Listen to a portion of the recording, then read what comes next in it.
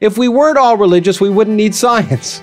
If we didn't all want to believe. Right, that's exactly right. I was shocked when I heard Krauss make this very point in his conversation with Jordan Peterson. The two of them recently had a conversation about the meaning of the universe, and in it, Krauss shared his view of science. He genuinely surprised me with what he said. You take my breath away. And in this video, I want to tell you why as I walk you through their conversation.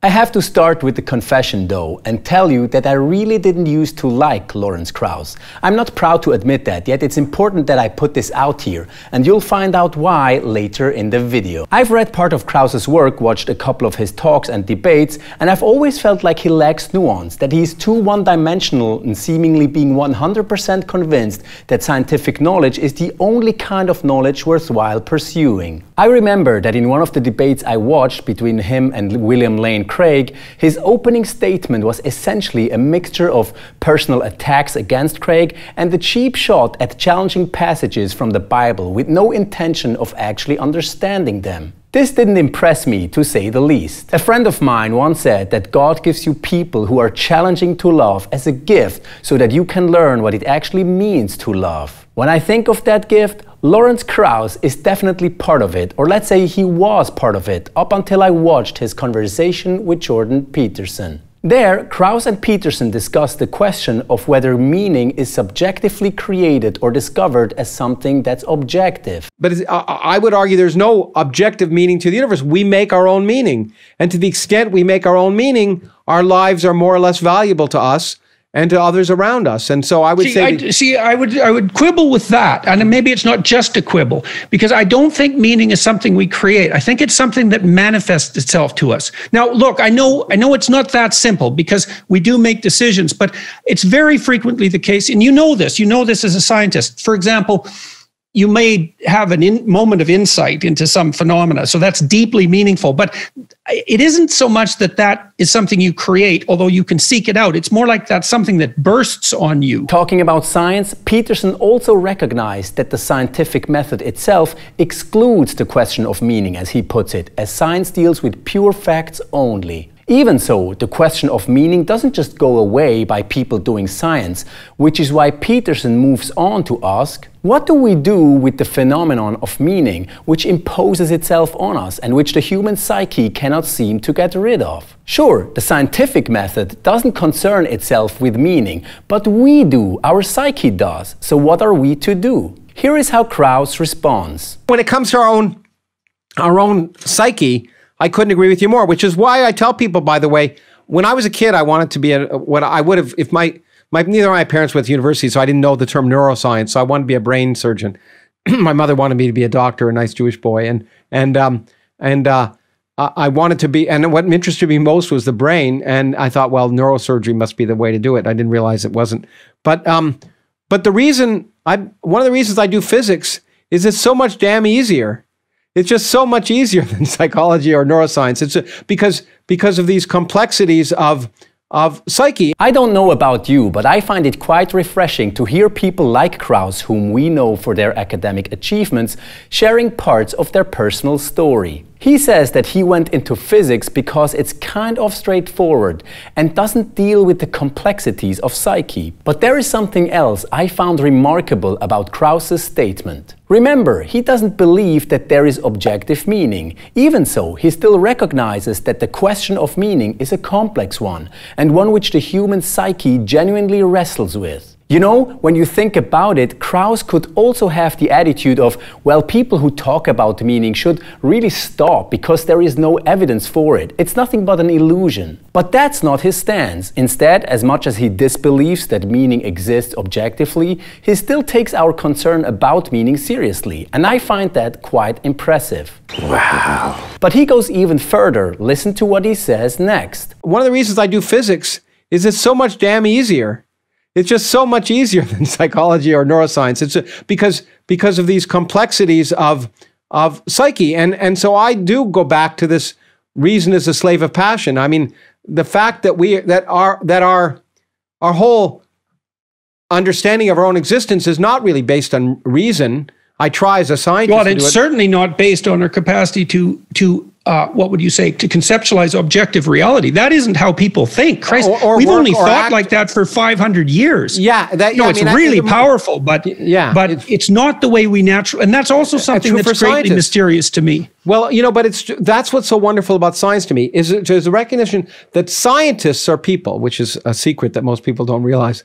And therefore they're subject to all of the whims and slings and arrows of fortune. And so the scientific method is developed to realize that scientists are bound to make mistakes and be human. And the scientific method is to catch those mistakes. Reason is a slave of passion, and our whole understanding of our own existence is not really based on reason. I was blown away to hear that from Krauss. On the one hand, he's a hardcore empiricist, dedicated to science and seemingly convinced that it is the one and only fountainhead of truth. On the other hand, he holds that as human beings, rationality may not actually be what lies at our core. What drives us is not reason, says Krauss, but passion, and this is true even of the scientist. Of course, this in no way invalidates science itself, but is a statement about how human beings who do science actually function. Then Krauss moves on to make the most mind-blowing statement of that conversation. I argued recently, in fact, at Oxford Union, and they didn't get the point because they're all woke, but the students, but there were, there was a debate on... That's terrible. That's a terrible thing. I know, if that's the case, it's so terrible. You'll be surprised. There was a debate on, the question was, we are all religious. And I asked to speak on the pro side.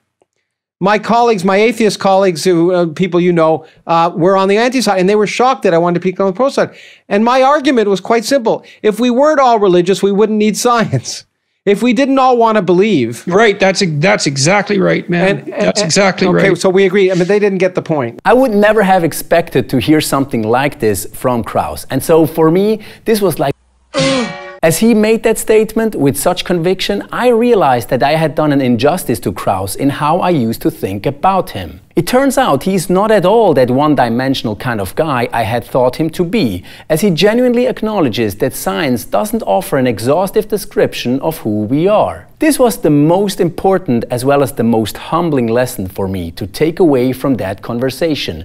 And the reason I wanted to share about this is the following. All of us, or maybe not all, but many of us who are engaged in the Christianity-atheism debate scene would hold that while we may disagree with one another, we should also be committed to respecting one another. I mean, I myself have repeatedly said something along these lines in previous videos. Sometimes, however, appreciating your intellectual opponent isn't exactly a walk in the park. In fact, it can be a real challenge, actually. This used to be my experience in the case of Krauss, and so given that watching the Peterson-Krauss conversation was a kind of milestone moment for me in this regard, I thought I wanted to put this out there for the sake of being honest and transparent. Now, back to the conversation. If we weren't all religious, we wouldn't need science, is Krauss's argument, and with that, he immediately hooked Peterson. If you follow Jordan Peterson, you may have heard him talk about the notion of science as a redemptive myth, an idea he got from Carl Jung. It's the idea that science is really not just about describing facts about nature, but is similar to religion, a meta-narrative that claims that a better world is awaiting us if we just pursue the right thing,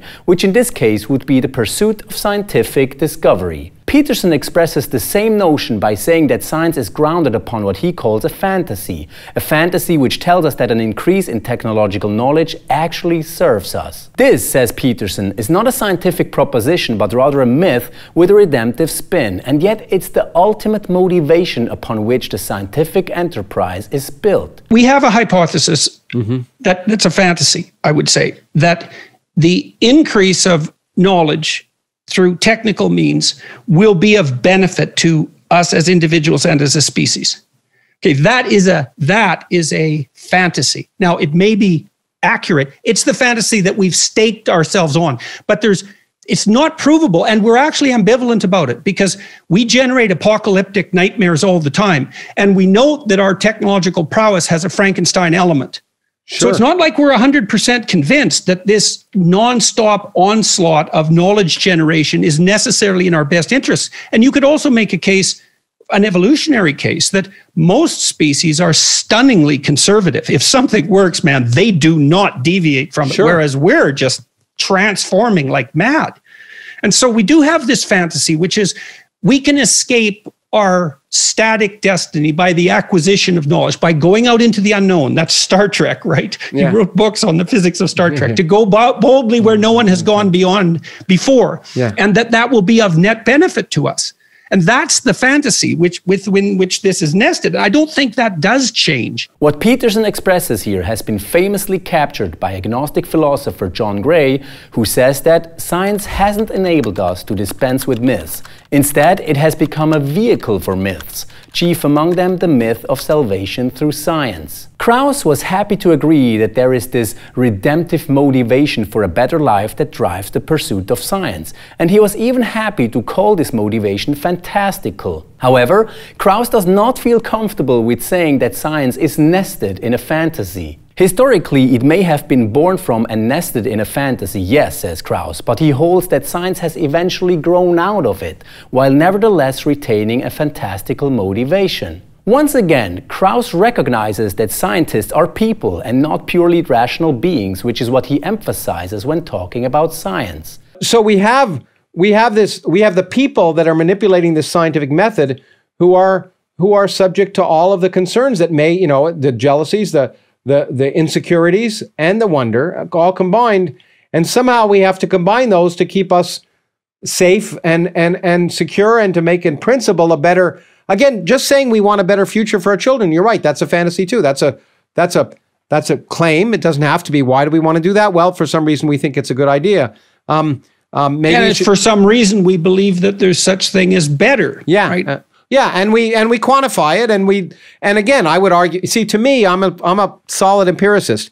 If there's not an empirical way of defining why it's better, then it's an irrelevant concept, and that's why I'm a very pedestrian kind of guy. If you can't measure it, don't talk about it to some extent. I think Peterson was spot on in interjecting and asking about the origin of our belief of that which is better, because Krauss's talk of a better future only amplifies the impression that there is this redemptive underpinning to the scientific enterprise. I appreciate Krauss's honest and authentic kind of response, as he says that he is a solid empiricist and this pedestrian kind of guy who needs to have things quantified. However, I actually believe that in his empiricist zeal, he has failed to realize that the question of what this better future looks like, which science tries to build, is not a scientific question, but ultimately a moral one. And as such, it is one that simply cannot be answered by empirically quantifying things, as much as this is how Krauss is wired to go about it. And so what's interesting is that Krauss does realize that his own talk of a better future, which science aims for,